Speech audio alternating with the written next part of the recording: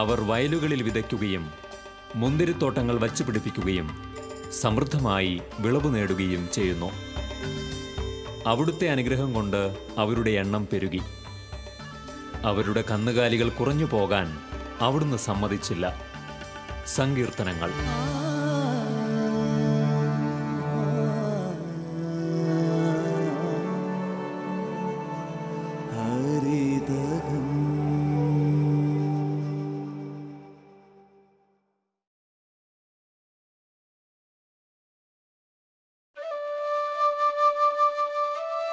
ആരോഗ്യകരമായ ഭക്ഷ്യോൽപ്പന്നങ്ങളാണ് മനുഷ്യന്റെ ആരോഗ്യകരമായ നിലനിൽപ്പിന്റെ അടിസ്ഥാനം.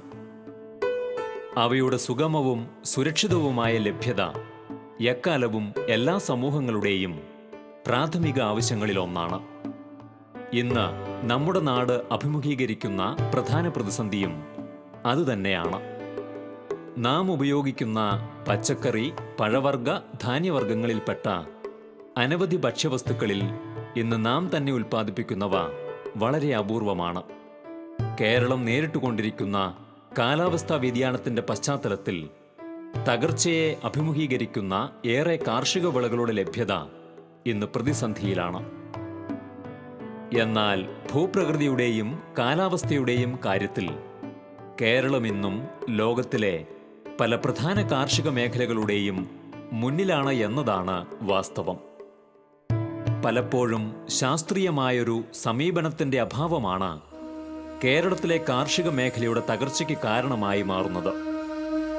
ശരിയായ കൃഷിരീതികളുടെ അപര്യാപ്തതയും ഓരോ പ്രദേശങ്ങൾക്കും അനുയോജ്യമായ കൃഷികൾ തിരഞ്ഞെടുക്കുന്നതിലെ അപാകതയും കൃഷി പരാജയത്തിലേക്ക് കർഷകരെ നയിക്കുന്നു. ഈ തകർച്ചകൾ സാമ്പത്തിക പ്രശ്നത്തിലേക്കും അതോടൊപ്പം ഭക്ഷ്യവസ്തുക്കളുടെ അരക്ഷിതത്വത്തിനും ലഭ്യതക്കുറവിനും കാരണമായി മാറുന്നു. കാർഷിക കേരളത്തിന്റെ ഭൂപ്രകൃതി വളരെ അനുഗ്രഹീതമാണ്. തിരുവനന്തപുരം മുതൽ കാസർഗോഡ് വരെ നീണ്ടുകിടക്കുന്ന 14 ജില്ലകളുടെയും വ്യത്യസ്തങ്ങളായ കാർഷികാന്തരീക്ഷങ്ങൾ ഒട്ടനവധി വ്യത്യസ്തങ്ങളായ കൃഷികൾക്ക് അനുയോജ്യങ്ങളാണ്. ഇടുക്കി, വയനാട് തുടങ്ങിയ ഉയർന്ന പ്രദേശങ്ങളുടെ സാധ്യതകൾ ഏറെ മഹത്തരമാണ്. ഇന്ന് നാം ഉപയോഗിക്കുന്ന മിക്കവാറും എല്ലാവിധ പച്ചക്കറികളും പഴവർഗ്ഗങ്ങളും നമുക്ക് ഇവിടെ വിജയകരമായി കൃഷി ചെയ്യാനാവും. ഓരോ പ്രദേശത്തിൻ്റെയും തനതായ പ്രത്യേകതകൾ കൂടി പരിഗണിച്ചുകൊണ്ടുള്ള ഒരു തെരഞ്ഞെടുപ്പ് അവിടെ അനിവാര്യമാണെന്ന് മാത്രം. നേരത്തെ നമുക്കറിയാം, വയനാട്ടിലെ മെയിൻ കൃഷി എന്ന് പറയുന്നത് കാപ്പിയായിരുന്നു, കുരുമുളകായിരുന്നു, തേയിലയായിരുന്നു, ഏലമായിരുന്നു. അതെല്ലാം ഇന്ന് മാറി മറിഞ്ഞിട്ട് ഏലമൊക്കെ വളരെ പരിമിതമായിട്ട് കുറഞ്ഞു. ഇന്നിപ്പോൾ ഒരു പുതിയൊരു കണക്കനുസരിച്ച് കുരുമുളക് കൃഷി വെറും 16,000 ഹെക്ടറിലേക്ക് ചുരുങ്ങി. വേറെ ഒരു വലിയ മാറ്റം ഇവിടെ സംഭവിച്ചിരിക്കുന്നത് നമ്മുടെ വയലുകൾ, ധാരാളം വയലുകൾ വാഴക്കൃഷിയിലേക്ക് മാറിപ്പോയി. അതും കൂടുതൽ ഒരു നല്ല ഭാഗം വാഴക്കൃഷി ചെയ്യുന്നത് പാട്ടക്കൃഷിക്കാരാണ്. പാട്ടക്കൃഷിക്കാരെ സംബന്ധിച്ച് നമുക്കറിയാം, അവർക്ക് ആ പാട്ടക്കാലാവധിക്കകത്ത് പരമാവധി ആദായം എടുത്ത് മാറിപ്പോവുക എന്നല്ലാതെ വേറെ ആ മണ്ണിനെ സ്നേഹിക്കാനോ ആ മണ്ണിൻ്റെ ഒരു ഗുണം നിലനിർത്തുക എന്നുള്ള അവരുടെ ലക്ഷ്യമല്ല. അത് നമുക്ക് വയനാട്ടിലെ കൃഷിയുടെ മേഖലയിൽ വലിയൊരു ബുദ്ധിമുട്ടുണ്ടാക്കിയിരിക്കുകയാണ്. ഇപ്പോൾ പുതിയൊരു രീതിയിലൊക്കെ നമ്മൾ ഈ കാലാവസ്ഥാ വ്യതിയാനത്തിൻ്റെ നമുക്ക് എങ്ങനെ അതിജീവിക്കാമെന്ന് ചിന്തിക്കുകയാണെങ്കിൽ എനിക്ക് പറയാനുള്ളത്, നമ്മുടെ ആ കൃഷി രീതിയുടെ ആ കാഴ്ചപ്പാടൊന്ന് മാറ്റിയെടുക്കണം. നമ്മുടെ നിലവിൽ ഇപ്പോൾ കൃഷി ചെയ്യുന്ന വയലുകൾ ഇനി ഒരു സെൻറ്റ് പോലും കുറയാൻ ഇടവരുത്താതെ നെൽകൃഷിയിലേക്ക് തന്നെ തുടരണം. അതുപോലെ വയനാടിന് വലിയൊരു സാധ്യതകളാണ് ഈ പഴവർഗ്ഗ വിളകളുടെ കൃഷി. നമുക്ക് നന്നായിട്ട് ഇവിടെ ഉണ്ടാകുന്നുണ്ട്, മംഗോസ്റ്റിൻ ഉണ്ടാകുന്നുണ്ട്, നമുക്ക് നന്നായിട്ട് റംബൂട്ടാൻ ഇവിടെ കൃഷി ചെയ്യാൻ പറ്റും, മാവ് നമുക്ക് നന്നായിട്ട് കൃഷി ചെയ്യാൻ പറ്റും. അതുപോലെ പലവർഗ്ഗ വിളകളിലേക്ക്, ഫ്രൂട്ട് പ്ലാന്റ്സിലേക്ക് നമ്മൾ ശ്രദ്ധ തിരിക്കണം. അതുപോലെ നമ്മളൊരു മാറ്റം, ഒരു പ്രയോറിറ്റി കൊടുക്കേണ്ട ഒരു മേഖലയാണ് ഔഷധ സസ്യ കൃഷിയുടെ മേഖല. ഇപ്പോൾ സ്റ്റേറ്റ് ഹോർട്ടിക്കൾച്ചർ മിഷൻ വളരെ വിപുലമായിട്ടുള്ളൊരു പദ്ധതി ഔഷധ സസ്യ കൃഷിയുടെ വ്യാപനത്തിന് വേണ്ടിയിട്ട് ഞങ്ങൾ പദ്ധതി നടപ്പിലാക്കുന്നുണ്ട്. ഇപ്പം നിലവിൽ തന്നെ ആദ്യഘട്ടം എന്ന നിലയിൽ 80 ലക്ഷം രൂപയുടെ പദ്ധതിക്ക് ഞങ്ങൾക്ക് അനുമതി കിട്ടിയിട്ടുണ്ട്. അതുപോലെ നമ്മുടെ ഒരു ഭൂരിപക്ഷം കൃഷിക്കാർ, ഒരു 80% കൃഷിക്കാർ ഇവിടുത്തെ ചെറുകിട പരിമിത കൃഷിക്കാരാണ്. അപ്പോൾ അവരൊരു ഏകവള കൃഷിയിലേക്ക് മാറാൻ ശ്രമിക്കാതെ ഒരു സമ്മിശ്ര കൃഷി, ഒരു ഇൻ്റഗ്രേറ്റഡ് ഫാമിങ്ങിലേക്ക് നമ്മൾ മാറണം.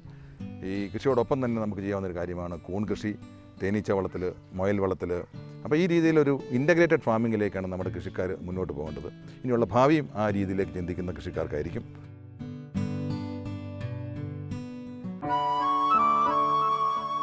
കന്നുകാലി വളർത്തൽ, മത്സ്യകൃഷി, മുയൽ വളർത്തൽ, തേൻ കൃഷി തുടങ്ങിയ ഒട്ടനവധി കൃഷികൾ കേരളത്തിലെ ഏതു വിഭാഗം കർഷകർക്കും വിജയകരമായി നടപ്പാക്കാവുന്നവയാണ്.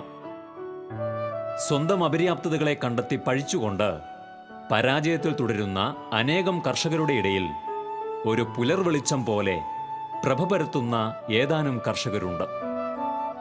വ്യത്യസ്തങ്ങളായ കൃഷികളിൽ വ്യാപൃതരാകുന്ന അവർ ഇന്നത്തെ കാർഷിക കേരളത്തിന് മാതൃകകളാണ്. തേനീച്ച കൃഷിയെ സംബന്ധിച്ച് പറയുവാണെങ്കിൽ ഈ രംഗത്ത് വൻ സാധ്യതയാണ് പറയാനുള്ളത്. ഒന്നാമതായിട്ട് നമ്മളിപ്പം കാർഷിക മേഖല എല്ലാം കൊണ്ടും തകർന്നുകൊണ്ടിരിക്കുന്ന ഒരു സ്ഥിതിയാണ് ഇപ്പോൾ ഉള്ളത്. പോരാത്തിന് യുവാക്കൾക്കിപ്പം ജോലി സർക്കാരിനാണെങ്കിലും എല്ലാവർക്കും കൊടുക്കാൻ കഴിയുന്നില്ല. സ്ത്രീകൾക്കാണെങ്കിലും ജോലി ഇല്ലാത്തൊരവസ്ഥ. അപ്പോൾ സ്വയം തൊഴിൽ എന്ന് നമ്മൾ കണ്ടെത്തുന്ന ഒരു പ്രവണത വെച്ച് നോക്കുകയാണെങ്കിൽ തേനീച്ച കൃഷിയെ സംബന്ധിച്ച് വൻ സാധ്യതയുണ്ട്.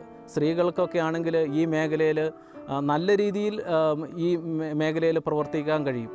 ഈ തേനീച്ച കൃഷീൻ്റെ ഏറ്റവും വലിയ പ്രത്യേകത എന്ന് പറഞ്ഞാൽ ഇപ്പോൾ ഏത് ഫീൽഡിൽ വർക്ക് ചെയ്യുന്ന ആൾക്കാരായിക്കോട്ടെ, ഏത് ജോലിയുള്ള ആൾക്കാരൊക്കെ നമ്മൾ ചില പാഴാക്കി കളയുന്ന ചില സമയങ്ങൾ ആഴ്ചയിൽ ഒരു ദിവസയിലും നമ്മളത് കണ്ടെത്തി നമുക്ക് ചെയ്യാൻ പറ്റുവാണെങ്കിൽ ഒരു ജോലി നമ്മൾ വിടാണ്ട് തന്നെ തേനീച്ച കൃഷി ഇതിൻ്റെ കൂടുതൽ നമുക്ക് ചെയ്യാൻ പറ്റുമെന്നുള്ളതാണ് ഏറ്റവും വലിയ പ്രത്യേകത. അതുപോലെ തന്നെ ഇപ്പം തേന് നമ്മൾ നല്ല ശുദ്ധമായ തേനുണ്ടാക്കി അതിന് നല്ല ഗുണനിലവാരം ഉറപ്പുവരുത്തി നമുക്ക് കൊടുക്കാൻ വഴിയാണ് എത്ര തേനുണ്ടെങ്കിലും നമുക്ക് വിറ്റഴിക്കുന്ന കാര്യത്തിൽ യാതൊരു ബുദ്ധിമുട്ടുമില്ല. അതുപോലെ തന്നെ വിദേശ രാജ്യങ്ങളിലൊക്കെ ഈ തേന് ഇപ്പോൾ വൻ ഡിമാൻഡാണ്. അപ്പോൾ ഈ ഒരു മേഖല ശരിക്കും പറഞ്ഞാൽ കേരളത്തിലുള്ള നമുക്ക് ഇത് പ്രയോജനപ്പെടുത്താം. മറ്റ് സംസ്ഥാനങ്ങളിൽ നിന്നുള്ള തേനീച്ച കൃഷിക്കാരാണ് കേരളത്തിലെ റബ്ബർ തോട്ടങ്ങളിൽ കൂടെ തേനീച്ച പെട്ടികൾ വെച്ച് ഇവിടെ നിന്ന് ടൺ കണക്കിന് തേനുകൾ മറ്റ് സംസ്ഥാനങ്ങളിലേക്കൊക്കെ കയറിപ്പോവുകയാണ്. കേരളീയരെ സംബന്ധിച്ച് ശരിക്കും പറയുകയാണെങ്കിൽ ഈ തേനീച്ച കൃഷിയുടെ പ്രാധാന്യമോ ഈ തേൻ്റെ ഒരു പ്രാധാന്യമോ ഈ മേഖലയിലുള്ള നമുക്ക് ഒരു സാമ്പത്തിക സ്രോതസ്സോ ഒന്നും നമുക്ക് കണ്ടെത്താൻ കഴിഞ്ഞിട്ടില്ല. അതുപോലെ തന്നെ സർക്കാരുകൾക്കാണെങ്കിലും ഈ തേനീച്ച കൃഷിയെ പ്രോത്സാഹിപ്പിക്കുന്ന രീതിയിലുള്ള ഒരു ഇടപെടലുകളോ ഈ കർഷകരെ പിടിച്ചു നിർത്താനും ഇവരുടെ കൂട്ടായ്മ ശരിക്കും ഈ രംഗത്തേക്ക് കൊണ്ടുവരാനോ ഒന്നും കഴിഞ്ഞിട്ടില്ല. ശരിക്കും പറഞ്ഞാൽ ഇത് നല്ല രീതിയിൽ ഒരു ഗ്രൂപ്പായിട്ട് ഈ തേൻ പ്രോസസ്സിങ് ചെയ്യുന്ന കാര്യങ്ങളാണെങ്കിൽ പോലും ഈ തേൻ ശേഖരണമാണെങ്കിൽ പോലും എല്ലാം നല്ല ഒരു ഒത്തൊരുമയോടുകൂടെ കൃഷിക്കാർ തന്നെ ഒത്തൊരുമയോട് കൂടിയിട്ട് ചെയ്യുവാണെങ്കിൽ നമുക്ക് വിദേശ നാണ്യം നേടിത്തരുന്നതോടൊപ്പം തന്നെ നമുക്ക് സ്വയം നമുക്ക് തന്നെ ഒരു വരുമാന മാർഗം കണ്ടെത്താൻ കഴിയും എന്നുള്ളതാണ് ഏറ്റവും വലിയ പ്രത്യേകത. കേരളത്തെ സംബന്ധിച്ച് പറയുകയാണെങ്കിൽ റബ്ബറിലാണ് ഏറ്റവും കൂടുതൽ തേനുള്ളത്. ഫെബ്രുവരി മാർച്ച് മാസങ്ങളിലാണ് ശരിക്കും തേൻ്റെ റബ്ബർ തോട്ടങ്ങളിലെ തേൻ്റെ സമയം. ഡിസംബറോട് കൂടിയിട്ട് റബ്ബറിൻ്റെ ഇലകളെല്ലാം കൊഴിഞ്ഞ് വീണ്ടും തളിര് വരുന്ന സമയത്ത് ഇല ചെറുതായ ഒരു മൂപ്പ് വരുന്ന സമയത്ത് ഇലയിലാണ് റബ്ബറിൽ തേൻ വരുന്നത്. അപ്പം നല്ല കാലാവസ്ഥയൊക്കെ ഒത്തു കിട്ടുവാണെങ്കിൽ അധികം മഴകളൊന്നും ഇല്ലെങ്കിൽ ഈ 2 മാസക്കാലം ഈ റബ്ബറിൽ നിന്ന് തേൻ ഇങ്ങനെ വന്നുകൊണ്ടേയിരിക്കും. അപ്പം നമ്മൾ ശാസ്ത്രീയമായ കൃഷി രീതിയുടെ എക്സാർട്ട് ഉപയോഗിച്ച് തേൻ എടുക്കുകയാണെങ്കിൽ 5 ദിവസം 6 ദിവസം കൂടുമ്പോൾ നമുക്കൊരു പെട്ടിയിൽ നിന്ന് തേൻ ശേഖരിക്കാൻ പറ്റും. അപ്പോൾ നല്ലൊരു 2 മാസക്കാലം നമുക്ക് തേൻ സീസൺ കിട്ടുവാണെങ്കിൽ ഒരു 15 കിലോ തൊട്ട് 20, 25, 30 കിലോ വരെ ഒരു ബോക്സിൽ നിന്ന് തേൻ നമുക്ക് കിട്ടും. അപ്പം ഈ ഒരു തേൻ്റെ സ്രോതസ്സ് നമ്മൾ അറിഞ്ഞുകൊണ്ട് തന്നെ ഈ രംഗത്തേക്ക് കൂടുതൽ ആൾക്കാർ കടന്നു വരുവാണെങ്കിൽ നമുക്ക് എല്ലാവർക്കും ഒരു ജോലി സാധ്യതയുണ്ട്. സ്ഥിരമായിട്ട് നമുക്കൊരു വരുമാനം, അത് നമുക്ക് ഒരു സ്ഥലമില്ലാത്ത ആൾക്കാർക്ക് വരും കൃഷി ചെയ്യാൻ പറ്റുന്ന ഒരു മേഖല കൂടിയാണ്. ഇപ്പോൾ നമ്മുടെ സുഹൃത്തുക്കളുടെ പറമ്പിൽ കൂടെയൊക്കെ ആണെങ്കിലും നമുക്കൊരു 10, 25, 50 പെട്ടി തേനീച്ച പെട്ടി മാറ്റി സ്ഥാപിച്ച് നമുക്കത് ചെയ്യാം. ഇപ്പോൾ സർക്കാർ തന്നെ ഈ തേനീച്ചപ്പെട്ടിയിലേക്ക് കൂടുതൽ പ്രോത്സാഹനം കൊടുക്കുന്നതിൻ്റെ കാരണം ചില മേഖലയിലൊക്കെ നമ്മൾ എത്ര വളം ചെയ്താലും തെങ്ങ് പോലെ അതുപോലെ തന്നെ ഏലം, കാപ്പി, കവുങ്ങ് ശരിക്കും ഇതിൻ്റെ ആദായം ഉണ്ടാകുന്നില്ല, കൂടുതലായിട്ട് പിടിക്കുന്നില്ല. കാരണം എന്താ? പണ്ടൊക്കെ നമുക്ക് മരപ്പൊത്തിക്കൂടെയും പുറ്റിനകത്തൊക്കെ ഇഷ്ടം പോലെ തേനീച്ച ഉണ്ടായിരുന്നു. നമ്മുടെ വനം നശിപ്പിക്കൽ, നമ്മൾ തേനീച്ചേനെ കാണുമ്പോൾ ചൂട്ടെടുത്ത് കത്തിക്കുന്ന ഒരു പ്രവണത ഇപ്പോൾ ശരിക്കും പറഞ്ഞാൽ പ്രകൃതിയിലെ തേനീച്ച വളരെ കുറവാണ്. ഇന്ന് പ്രകൃതിയിൽ ഏറ്റവും കൂടുതൽ പൂവിൽ പരാഗണത്തെ സഹായിക്കുന്ന തേനീച്ച തന്നെയാണ്. അപ്പം നമ്മൾ തേനീച്ചപ്പെട്ടി തേനെടുക്കുന്നതോടുകൂടി തന്നെ പ്രകൃതിയോട് നമ്മൾ ചെയ്യുന്ന ഏറ്റവും വലിയൊരു കരുണയാണ്. ഒരു 25% തൊട്ട് 30% വരെ വിളവ് വർധനയ്ക്ക് ഈ പരാഗണം വഴി, പോളിനേഷൻ വഴി സഹായം നടക്കുമെന്ന് ഇത് കണ്ടെത്തിയിട്ടുണ്ട്. അപ്പോൾ ആ മേഖലയിൽ നമുക്ക് വിളവർധന ഒരു സൈഡിൽ കൂടെ നമുക്ക് ഉണ്ടാക്കാൻ കഴിയും. അതുപോലെ തന്നെ നമുക്ക് ശുദ്ധമായ തേൻ ഏത് ആൾക്കാർക്കും ഒരു ടീസ്പൂൺ വീതം തേൻ കഴിക്കുകയാണെങ്കിൽ രോഗപ്രതിരോധ ശേഷിക്ക് കുട്ടികൾക്കൊക്കെ വളരെ നല്ലതാണ്. കേരളത്തിൻ്റെ പ്രത്യേകിച്ച് ഇടുക്കി, വയനാട് തുടങ്ങിയ ഉയർന്ന പ്രദേശങ്ങളുടെ കാലാവസ്ഥയിൽ കൃഷിക്ക് അനുയോജ്യമായതും എന്നാൽ കേരളത്തിന് ഇന്നും അത്രയൊന്നും പരിചിതമല്ലാത്തതുമായ ഏറെ പഴവർഗ്ഗങ്ങളും ഭക്ഷ്യവിളകളുമുണ്ട്. ദക്ഷിണേന്ത്യക്ക് തന്നെ ഏറെ പരിചിതമല്ലാത്ത ലിച്ചി, മാംഗോസ്റ്റിൻ, റംബുട്ടാൻ പോലുള്ള ഫലവൃക്ഷങ്ങളും മറ്റും ഇത്തരത്തിൽ പരീക്ഷിച്ചു വിജയിച്ചിട്ടുള്ളവയാണ്. നേരത്തെ വയനാട് ജില്ലയിൽ ധാരാളം ഓറഞ്ച് തോട്ടങ്ങളുണ്ടായിരുന്നു. ധാരാളം ഓറഞ്ച് ഇവിടുന്ന് മറ്റു സ്ഥലത്തേക്ക് കയറ്റിപ്പോയിരുന്നു. പക്ഷേ ഇപ്പം ഓറഞ്ച് എന്ന് പറഞ്ഞാൽ വളരെ നാമമാത്രമായ രീതിയിലുള്ള കൃഷിയാണ്. സത്യം പറഞ്ഞാൽ ഇപ്പോൾ അമ്പലവയലിൽ പ്രവർത്തിക്കുന്ന കാർഷിക ഗവേഷണ കേന്ദ്രം അതിൻ്റെ കൊമ്പൂട്ടി തന്നെ ചെന്ന് നോക്കിയാൽ അറിയാം, മംഗോസ്റ്റിൻ വളരെ നന്നായിട്ട് ഇവിടെ പെർഫോമൻസ് ആണ്. നല്ല ഈൽഡ് കിട്ടുന്നുണ്ട്. വളരെ സ്വീറ്റ് ആയിട്ടുള്ള മംഗോസ്റ്റിനാണ്. അതുപോലെ നമുക്ക് ചെയ്യാവുന്നൊരു കാര്യമാണ് റംബൂട്ടാൻ, മുള്ളംപഴം എന്ന് പറയുന്നത്. ഇവിടെ ഈ ബീഹാറിൽ നിന്നുള്ള ഒരു സയൻറ്റിസ്റ്റ് ഈ അടുത്ത 2 മാസം മുമ്പ് വയനാട് സന്ദർശിച്ചിരുന്നു. അപ്പം റോസ് സെൻറ്റഡ് എന്ന് പറഞ്ഞിട്ടുള്ളൊരു വെറൈറ്റി, റംബൂട്ടാൻ്റെ റോസ് സെൻറ്റഡ് എന്ന വെറൈറ്റി വയനാടിന് വളരെ യോജിച്ചതാണ്. നല്ല മാർക്കറ്റ് വാല്യൂ കിട്ടാവുന്ന ഒരു സംഗതിയാണ്. എനിക്ക് പരിചയമുള്ളൊരു കൃഷിക്കാരൻ മേപ്പാടിയിലുണ്ട്. ഒറ്റ ലിച്ചി മരത്തെ, ഒറ്റ റംബൂട്ടാൻ മരത്തിൽ നിന്ന് 1.25 ലക്ഷം രൂപയുടെ ആദായം അദ്ദേഹത്തിന് ഒരു വർഷം കിട്ടുന്നുണ്ട്. ഇത് മാർക്കറ്റ് ചെയ്യാൻ ഒരു ബുദ്ധിമുട്ടുള്ളൊരു പ്രൊഡക്റ്റ് അല്ല, അധികം ലേബർ ഡിപ്പെൻഡൻ്റ് അല്ല, അധികം പരിചരണം ആവശ്യമില്ല, നമ്മുടെ കാലാവസ്ഥയ്ക്ക് വളരെ അനുയോജിച്ച ഒരു കൃഷിയാണ്. അതുപോലെ ഔഷധ സസ്യ കൃഷി വളരെയധികം സാധ്യതയുള്ള, നമുക്കൊരു ഇടവിളയായിട്ട് ചെയ്യാം. ഒരു പൂർണ്ണമായിട്ടും ഔഷധ സസ്യം തന്നെ ചെയ്യണമെന്ന് ഞാൻ പറയുന്നില്ല. നമ്മുടെ നിലവിലുള്ള ക്രോപ്പിൻ്റെ ഇടയ്ക്ക് ഇടവിളയായിട്ട് നമുക്ക് ഔഷധ സസ്യ കൃഷിക്ക് പ്രാധാന്യം കൊടുക്കണം. വളരെയധികം സാധ്യതകളാണ്. പക്ഷേ അത് ഒറ്റക്കൊറ്റയ്ക്ക് കൃഷിക്കാർ ചെയ്തിട്ട് കാര്യമില്ല. ഒരു സംഘടിത രീതിയിലുള്ള കൃഷി നടക്കണം. എല്ലാ ഇനങ്ങളും ഈ ആയുർവേദ കമ്പനികൾക്ക് ആവശ്യമുള്ള, അവരുടെ ആവശ്യത്തിന് ഉള്ള രീതിയിലുള്ള എല്ലാ ഔഷധ സസ്യങ്ങളും കൃഷി ചെയ്യണം. അതനുസരിച്ച് അവരുടെ ഓരോ മരുന്നിൻ്റെ കൂട്ടുണ്ടല്ലോ, യോഗം, ആ യോഗം അനുസരിച്ചുള്ള ഉൽപ്പന്നങ്ങൾ കൊടുത്താലേ മാർക്കറ്റ് കിട്ടത്തുള്ളൂ. അത് നമുക്ക് എക്സ്പ്ലോർ ചെയ്യാവുന്ന ഒരു പോസിബിലിറ്റിയാണ്. അതുപോലെ നമ്മുടെ ഇപ്പോൾ ഈ അടുത്തൊരു കാലത്തൊരു കണക്ക് പറഞ്ഞു, 500 കോടി രൂപയുടെ ചക്കപ്പഴം ഇവിടെ വെറും പാഴായി പോകും. സത്യം പറഞ്ഞാൽ ഒരു അൺടാപ്ഡ് പൊട്ടൻഷ്യലാണ് ഈ ചക്ക കൊണ്ടുള്ള ഉൽപ്പന്നങ്ങൾ. ഇന്ന് അതിനുള്ള ടെക്നോളജി ഉണ്ട്, പക്ഷേ അതിനുള്ള ഒരു മുന്നേറ്റം ഇങ്ങോട്ട് വരുന്നില്ല, കൃഷിക്കാർ മുൻപോട്ട് വരുന്നില്ല. ആ കാര്യത്തിലൊക്കെയാണ് നമ്മളിനി മുൻഗണന കൊടുക്കേണ്ടതാണ് എൻ്റെ ഒരു അഭിപ്രായം.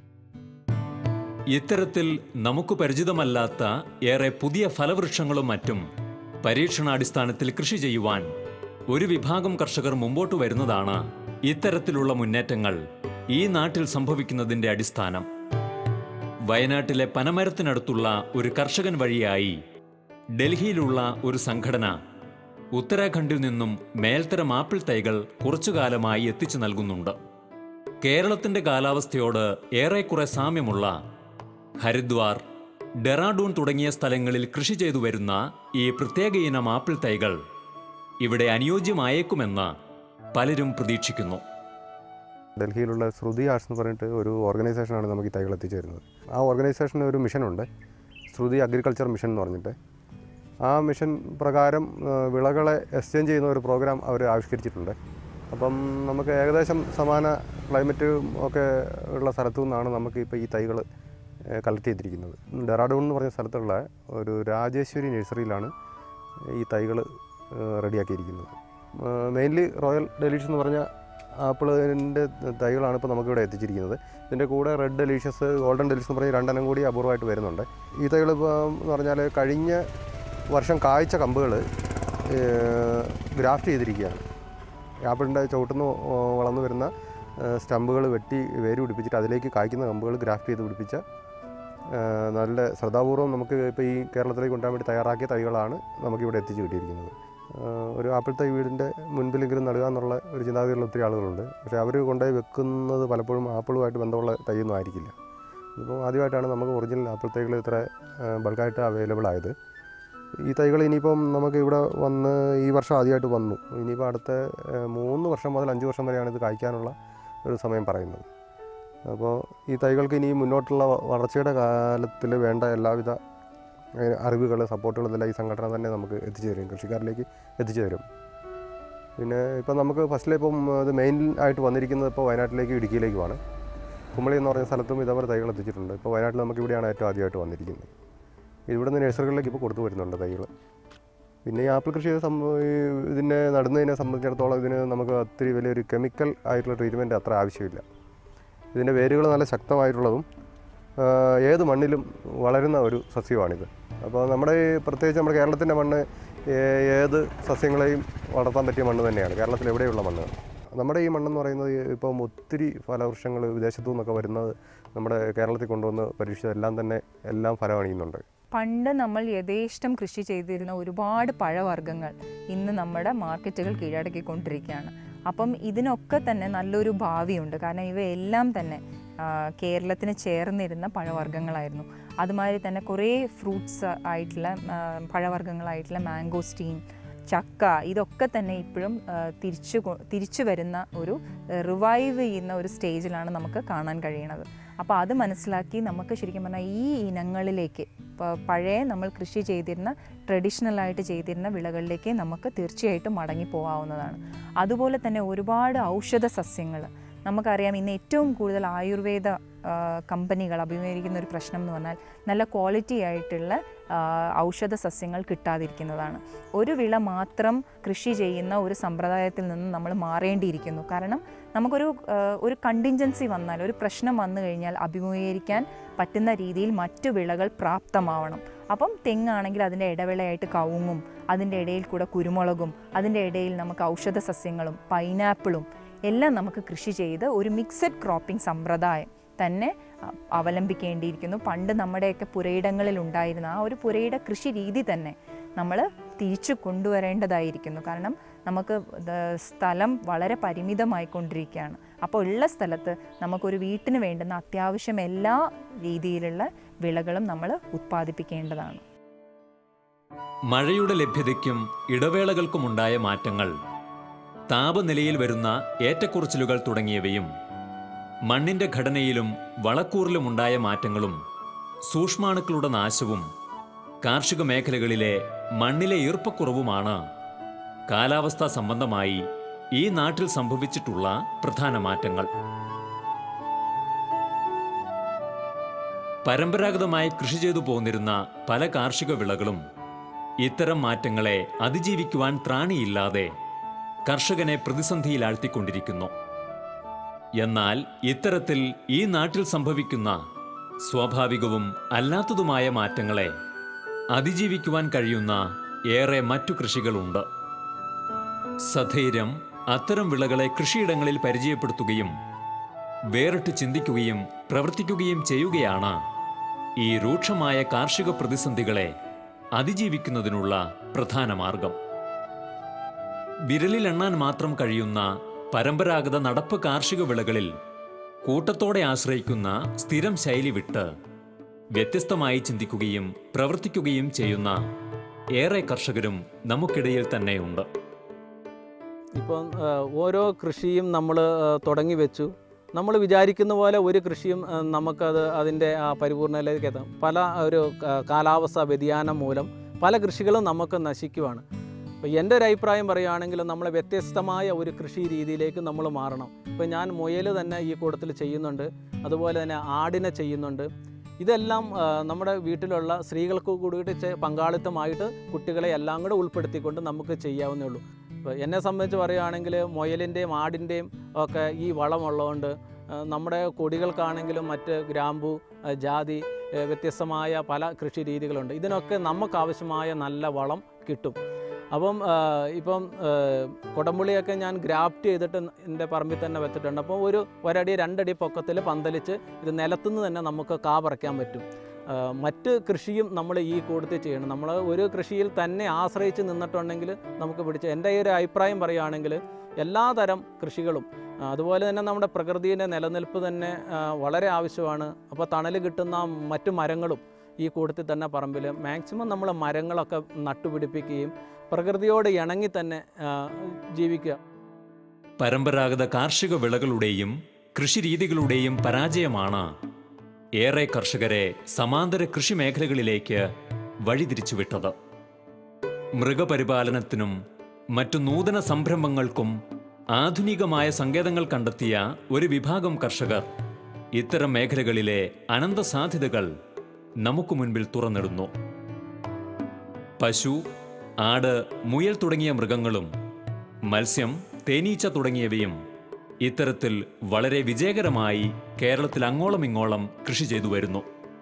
അനന്തമായ സാധ്യതകളാണ് ഇവയിൽ ഓരോന്നിനും നമ്മുടെ നാട്ടിലുള്ളത്.